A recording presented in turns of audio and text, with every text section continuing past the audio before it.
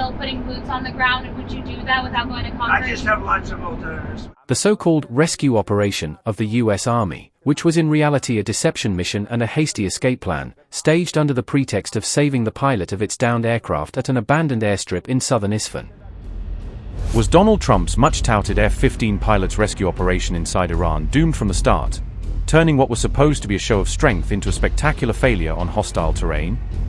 Was the supposed rescue mission really just a smokescreen, raising the question of whether Washington's real goal was never the pilot, but something far more valuable hidden under Iranian soil?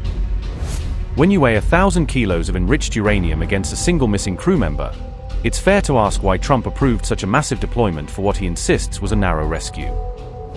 The IRGC has openly mocked the US narrative, suggesting the whole operation looked staged, more like a clumsy cover story than a straightforward humanitarian extraction. Just hours after Iran said it had shot down US jets in its airspace, another senior official escalated the narrative, making a stunning claim that cast the entire American rescue story in a far more sinister light. Iran's head of energy management strongly hinted that the US rescue operation might actually be a cover-up, implying that Washington was trying to hide its true intentions under the cloak of saving a wounded airman. Esmail Esfahani, the official in charge, was quoted by RT News directly questioning the F-15 rescue mission, asking whether the narrative made any sense given the scale and location of the US deployment. RT, citing Esfahani, highlighted his incredulity. 2 C-130 transport planes and multiple helicopters amounted to overwhelming force for a single-man mission, raising doubts about what Washington was really after.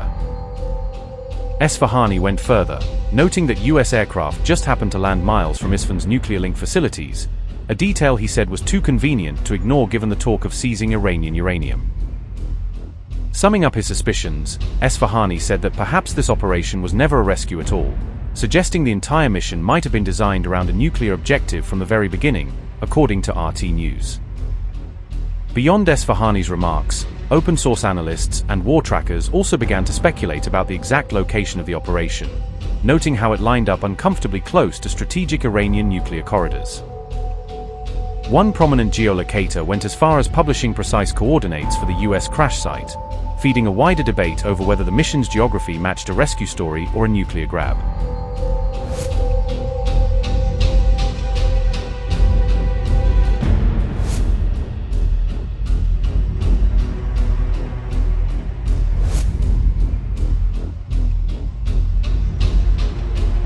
Iran's military, meanwhile, openly mocked the US operation, insisting that its forces had intercepted and destroyed American warplanes involved, turning the mission into another symbol of US vulnerability. Following the desperate attempt of the terrorist U.S. Army to carry out a search and rescue operation for the pilot of its downed fighter jet, a number of enemy aircraft, in the early hours of 16 Farvardin 1405, entered the airspace of our beloved country, Iran. With God's help and support, and thanks to the vigilance and readiness of the warriors of Islam in the armed forces, using electronic warfare, newly developed air defense systems, the implementation of a laid ground defense plan and creation of a military and security cordon, several of these aircraft, including 2 C-130 military transport planes and 2 Black Hawk helicopters, were hit and forced to make emergency landings in an area in southern Isfahan. After the encirclement of the enemy was completed by the heroic fighters of Islamic Iran, the cowardly enemy, in order to prevent embarrassment for Trump, the U.S. president, and to protect the hollow prestige of its army, was forced to heavily bomb its own damaged aircraft, equipment, commanders, and soldiers. The ignorant president, trapped in the quagmire of the war of aggression he himself started, and the talentless, cowardly generals of the defeated terrorist U.S. Army now fully understand that any aggression, ground operation, or infiltration at any point in proud Iran, the land that breaks enemies, will, through the power of God's soldiers and the iron fist of the warriors, armed forces, heroic Basij, and the brave, valiant people of this land, meet with decisive and shameful defeat. The disgrace of this beleaguered president and the defeated U.S. Army cannot be repaired with war propaganda and psychological operations. There is no doubt that all these victories and achievements of proud Iran come under the special care and unique kindness of God, and we are certain that the divine promise of the final victory of the camp of truth over falsehood will be fulfilled.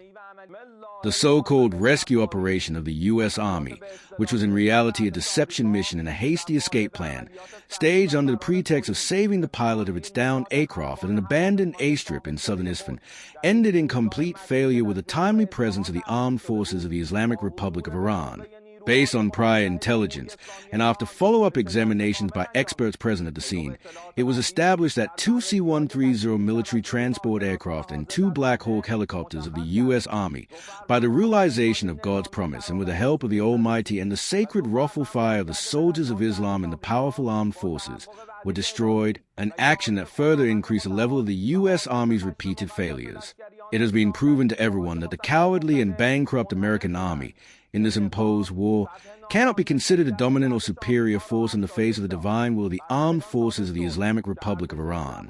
Following this proud and victorious operation, the defeated President of the United States, in panic and with lies, is trying through psychological warfare to escape the arena of defeat and, as before, continues his nonsense and blame-shifting. Yet the reality on the battlefield itself clearly speaks to the upper hand of the powerful armed forces of the Islamic Republic of Iran.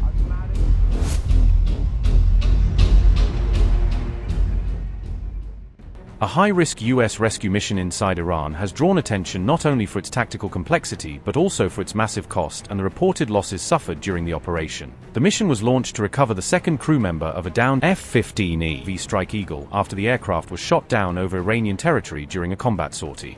For this operation, the U.S. deployed several highly specialized aircraft, including the MC-130J Commando II, a long-range special operations transport configured for dangerous, low-visibility insertions. The MC-130J is among the most advanced aircraft in the U.S. inventory, designed to operate in hostile environments, penetrate defended airspace, and support covert or special operations forces. Each MC-130J is estimated to cost over $100 million, underscoring the enormous financial stakes involved when such platforms are committed to a single mission. These aircraft are equipped with sophisticated sensors, secure communications, and the ability to refuel in midair, enabling them to penetrate deep into contested territory and remain on station for extended periods. Despite their advanced capabilities, the mission reportedly encountered major challenges on the ground, including intense Iranian air defenses and local militia activity.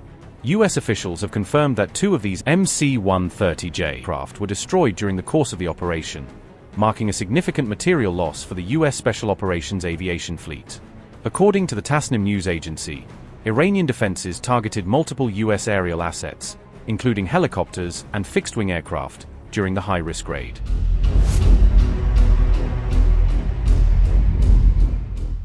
This development comes as President Trump has once again vowed hell for Iran in a profanity-filled Truth Social post, ratcheting up the rhetoric surrounding the conflict.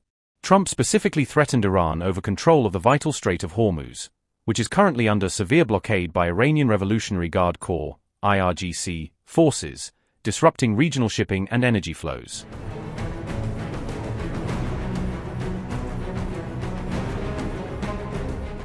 Iran's Revolutionary Guard reportedly said it had downed U.S. jets, drones, and cruise missiles across multiple regions. Tehran also alleged it shot down 2 MQ-9 drones and destroyed a Hermes drone in key provinces. The US A-10 Warthog was also reportedly hit, with the pilot ejecting safely before the aircraft went down in Kuwait, NBC said. Iran also said another US jet was hit and later crashed into the Strait of Hormuz. At the same time, reports say the US Army had briefed Trump on a separate, highly risky plan to send ground troops into Iran specifically to seize portions of Tehran's enriched uranium stockpile weighing approximately 1,000 kilograms. According to that reporting, the concept involved flying in excavation machinery, digging out stored material and even constructing a makeshift runway for heavy cargo aircraft to haul the uranium back out. The Washington Post described the proposal as a complex plan with major operational risks, noting that Trump was briefed in detail on how dangerous such a deep incursion into Iran would be for US forces. Those details began to echo uncomfortably with what we later saw during the F-15E pilot rescue operation, leading some observers to question whether elements of the uranium plan were quietly tested in the field. Multiple outlets described how roughly 100 US troops flew into Iran aboard C-130S and briefly captured an abandoned airstrip near Isfahan, exactly the kind of foothold such a ground uranium mission would require.